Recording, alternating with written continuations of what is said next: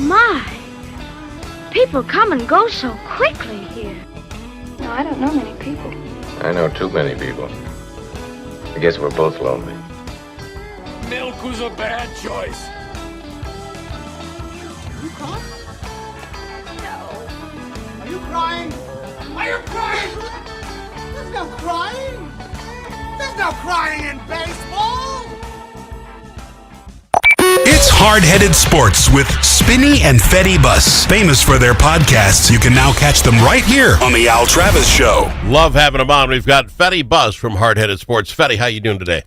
I'm doing great, Al. How are you? You should be doing great. You guys had your first tournament game yesterday. How did it go? We got the win up at North Central yesterday. We won by 14. Kind of. There you go. The first half of the first half, we kind of struggled, and then we found our groove around that 10-minute mark and kind of controlled the game from the rest. From that point on, we were up by 20. They came back. It got to about 8, I think, and then we locked in on defense and finished the game. Yeah. Well, that's fantastic. For folks who don't know, you're a coach up there at Bethany Lutheran College, the Vikings men's basketball team. You have 4 championships, as I understand, under your belt, but you're 3 in a row right now. So am I not mistaken? You have one more game. You could be the champions for a 4-peat? Yeah, we play Saturday at 2 p.m., I believe, up at Minnesota Morris.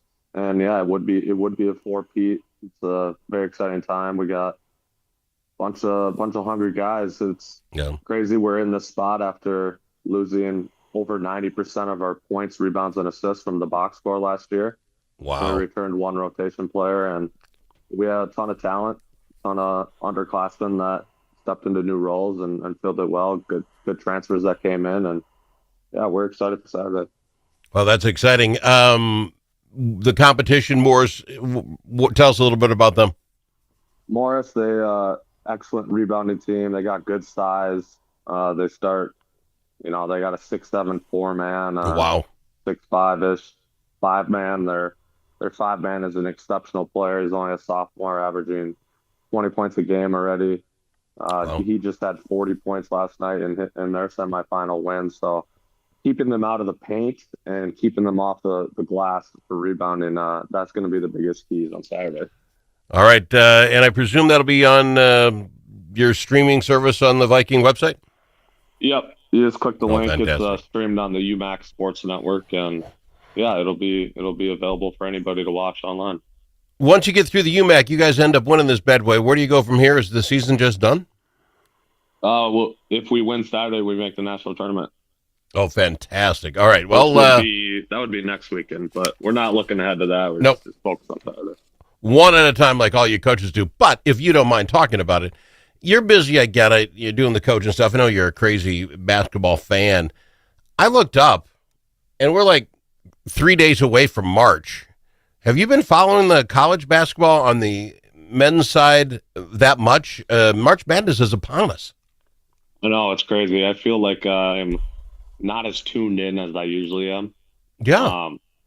Is that because of the Olympics and the rest? I mean, why did March Madness sneak up on me? I love watching college basketball.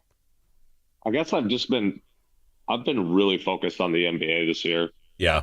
And so between focusing on my own team and just like D3 in general and NBA, that just kind of eats up a lot of time. I've been box score following, so I've been just keeping up with how teams are doing. I just haven't watched a ton of games, and I've honestly been focused more on like the prospects because there's a ton of good freshmen in this D1 class, and I'm assuming most of them will be one and done and going to the NBA. So it's going to be a loaded NBA draft this year, which will make it quite interesting. But when I look at now, I pop up the men's basketball rankings: Duke, Arizona, Michigan. All 25-2. I don't know how you separate them. Duke is probably just because of their name, right? I mean, if they got the same rep, maybe there's some games different. But 25-2 at the top. Is there anybody that you think is the team to watch out for? I mean, other than obviously the ones at the top. Yeah, I think all 3 of those teams have a really good chance to win it all. I know that's not a crazy take since they're all 25-2, but they're just deep, and they don't really have any real weaknesses. They're good at defense, good on offense. Duke is just a huge team like they were last year. I believe they're the tallest team in D1, led by Cam Boozer, their star freshman power forward. He's been exceptional. He's averaging like 24 and 10 this year as a freshman. He'll be a top 3 draft pick. So I think just talent-wise and size-wise, I think Duke could really make a run this year. And I think UConn, they have another team that could go deep into the tournament as well. So UConn's another team to watch out for. All right, fair enough. Now just some side sports things I want to hit up on.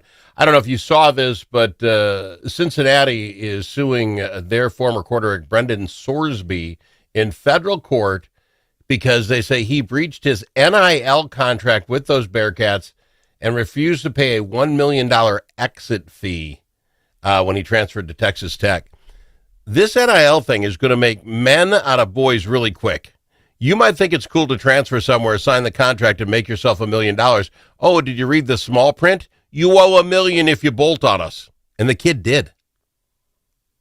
I think that's honestly a very smart step by schools to put that into the contracts. Yeah. These guys got to make sure they read the entire contract through. They have to have agents and lawyers make sure they review this stuff carefully because this is going to be more common going forward. Well, of course, you're throwing millions of dollars out. You're not just handing that out to some kid. What gets me is a lot of these guys are signing as they're going to a college. They might be 17 years old. Yeah. You know, can they sign a contract? So the parents sign the contract for the kid. I don't know how all this is going to work, but I read that story. I'm like, good for the college. You know what I'm saying? You signed here. We gave you a big contract. There's $1 million exit fee. Oh, you wanted to leave anyway? Write the check. It's wild that a 17, 18-year-old kid's got to write $1 million check, but they're going to court. They'll find out. I just want to get your thoughts on that. I can't remember. There's another school out there, too, that's dealing with the same situation with their quarterback, too. I can't remember what school it was. But, I mean, it's a great clause to put in if you're these schools, right? What? You don't want them leaving if you're investing this much money into them. Absolutely. And especially, you know, I think it's more of an issue with the basketball than football, but, like, if they're barely even playing, like this Darren Peterson kid from Kansas who like continuously just checks himself out of games, only plays like 20 minutes a game, like he's still cashing this $5 million NIL deal. It's like, it's just weird. Where are you at on the NIL? I think this ruins basketball for everybody. In the long run, the schools that have will have more, and the schools who less will have less. You know, I mean, Minnesota can pretend they want to play in that game, but we don't make the money UCLA has. They're going to NIL us to death. I don't know how we keep up. I think it absolutely separates the tops and the bottoms. It's very tough, and it definitely separates the power schools from the mid-major D1. Yep. That's for sure. Well, that's what I'm saying. No, yeah, that's definitely a big key. You basically have to hope you have some very wealthy boosters. Like a school like Indiana, right? Like they don't come to mind as like a very wealthy NIL school, but then Mark Cuban is the alumni from Indiana, so he donated a bunch of money to their football program, right? So like it's things like that would maybe help, but definitely the mid majors are struggling in that regard. But even if that were to happen, every mid major found their Mark Cuban, right? Now we're just going to race to the top, and when do you lose? You know, how much money is too much? I just think in the long run, this kills everything off. We've got to go to break. We'll be back. I want to talk a little bit about quarterback controversy here in Minnesota. You're like, what? We only have one. No, we'll talk about that. Kirk Cousins might be available. Do we pick him up? I'll talk about that with our own Fetty Bus on the Al Travis Show. Think about it. A famous politician once said, "You're entitled to your opinion, but you are not entitled to your own facts." But in a world full of AI and fake news, where can Minnesotans find the facts? Center of the American Experiment is Minnesota's go-to source for fact-based analysis and common sense solutions for taxes, energy, public safety, and our kids' education. Visit AmericanExperiment.org for more information. Think About It is brought to you by Center of the American Experiment, Minnesota's think tank. You need a friend at the Capitol who knows how to get things done. And you're in luck, because that's exactly who we are, your friends at the Capitol, and we deliver results. At Momentum Advocacy, we bring decades of experience in lobbying, public affairs, and crisis communications. From local nonprofits to national corporations, we help you move policy, manage your media, and make your voice heard. We're not just seasoned pros, we're essential partners. Momentum Advocacy, your friends at the Capitol. Learn more at momentum-advocacy.com.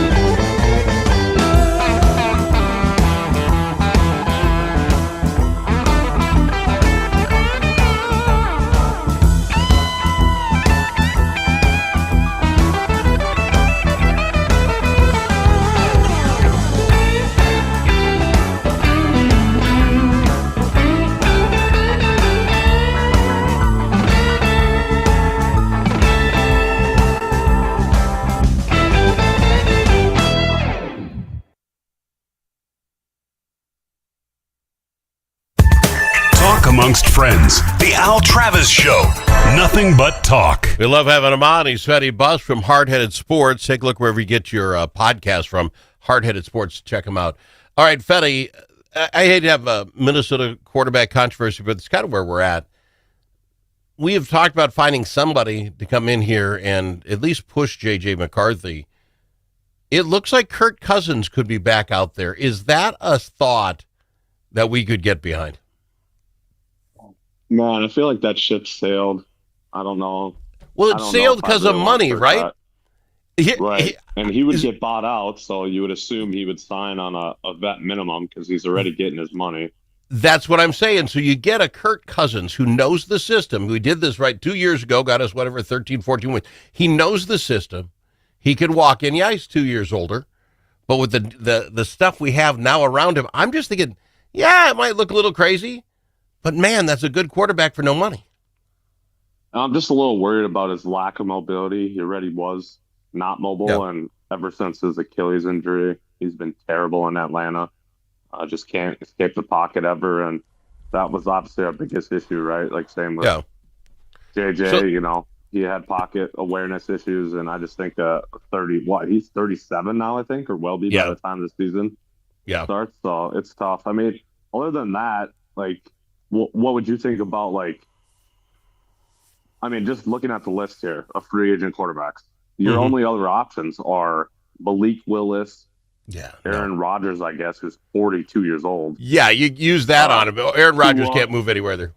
Tua, okay. Russell Wilson, who's also like 40.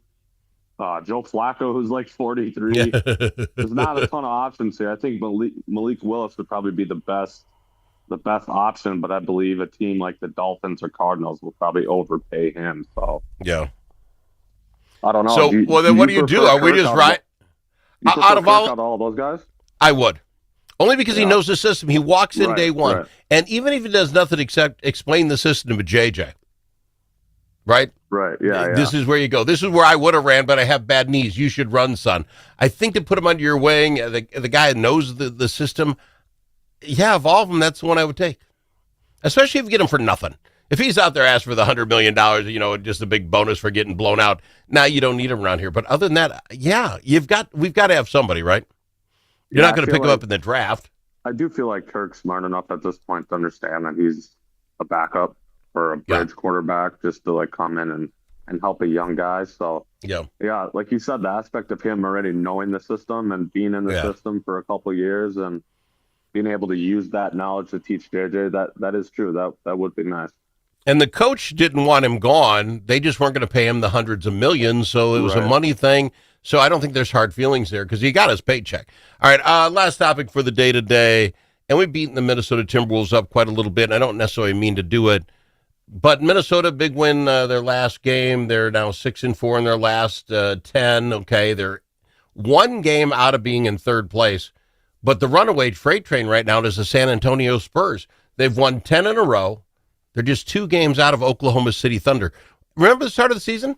The Thunder were it, right? They could have the best score, the best record ever in basketball.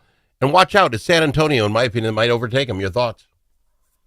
Yeah, the Thunder are dealing with some huge injury issues right now. I mean, SGA's been out for a couple weeks. J-Dub was out for weeks, came back, and now is out again, re-injured the same injury he was dealing with. The Spurs are rolling, man. They're 10-0 last 10 games.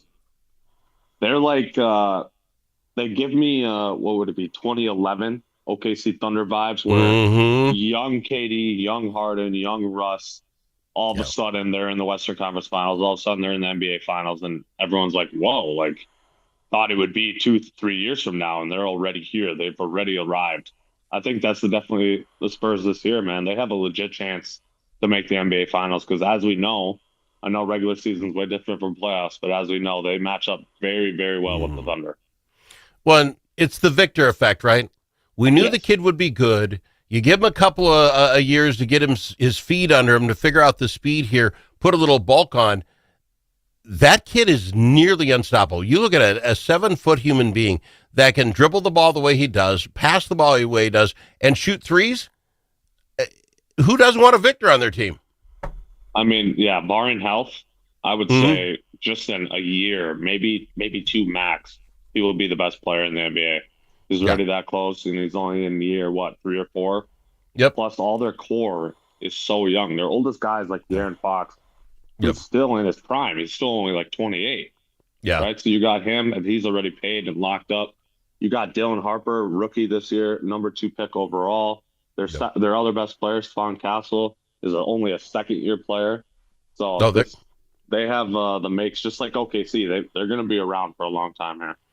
Doesn't that then lead you to be a little fearful of your Minnesota Timberwolves if they don't get their act together? Rudy's getting old. Rudy's no 7-footer. We're running up against the fact, Mike Conley, he's going to age himself. We're going to watch him age right out of the league.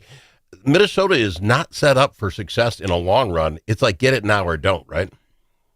Yeah, it's going to be tough for sure. It's interesting to see how we will pivot once we're done with Randall and Rudy, like older guys, and who will step up in those roles. I do think when you have a guy as talented as Ant, basically a top 5 player in the NBA, you'll always have a chance. But yeah, those other teams are deeper and younger, and they're going to be around for a while. And I mean, just think if the playoffs were to start today, we would have to go to Denver in the 4-5 matchup. If we won that series, then we would play OKC, and then you would potentially play the Spurs in the West Conference Finals. Like, just the gauntlet. Well, that's what I'm saying. This does not look good for us, and I don't see us actually moving up very far. Denver, I don't know that we'll surpass them. Rockets seem to surprise me this year. I think we're probably sitting at the best we're going to do unless something happens. Yeah, well, I mean, 1 game out of the 3 seeds, so it's a battle there, but obviously 3 games only. Yeah, and you're looking at the 7th seed, so. Yeah, but you're looking at 20-some games left.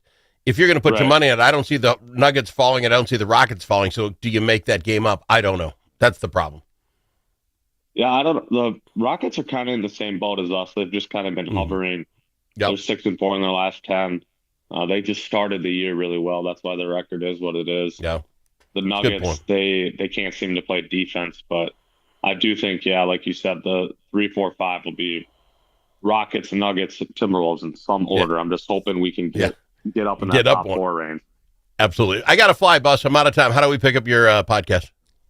You can catch us on Apple Podcasts, Spotify, and YouTube. All right, do it today. Good luck, Bus, this weekend. Thank you. At LGH Wealth Management, our mission is to create financial empowerment through independent